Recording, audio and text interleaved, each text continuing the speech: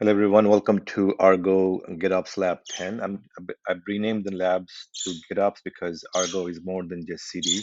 So I'm just going to start calling the videos ARGO GitOps Lab, so now on number 10.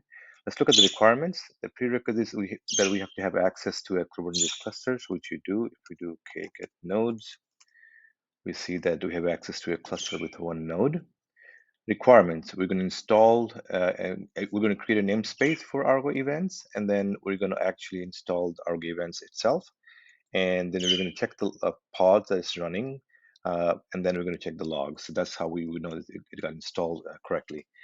These instructions you can find almost anywhere in Google, but I put them here down below in the description. That way you have it in one place. So let's get started. First, we create a namespace for ARGO events. It's created. Then we apply an YAML that's publicly available on ARGO website to install the events, to install ARGO events.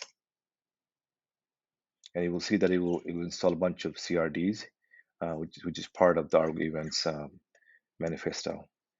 Now to verify, we will see that there's a pod running called controller. There's the controller manager pod. And if we get the logs, you will see what that pod is doing. And that will verify pod name. That will verify that ARGO events is correctly installed. Okay, so looks like there's a leader chosen and whatnot. So this means the ARGO events is actually installed. I forgot to mention what ARGO event even is. So for example, if you're doing a continuous deployment to your Kubernetes cluster, a lot of times you have to define what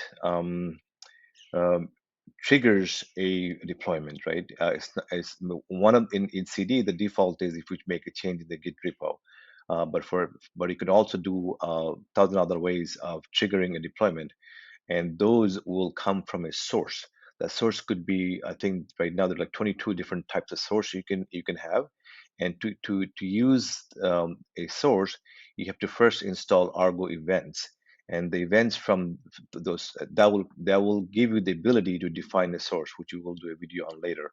Once you have defined a source, you have to install event bus so that the events can actually go into a event bus, from which other ARGO projects like workflow will grab the event and then trigger some action, some workflow based on the events. But so the starting point of all of this is installing ARGO events, so then you can define the source, then you can define the trigger and whatnot. So that's the context of this lab. So I hope you found this lab useful. If you did, please like and subscribe. That really helps me with the YouTube algorithm.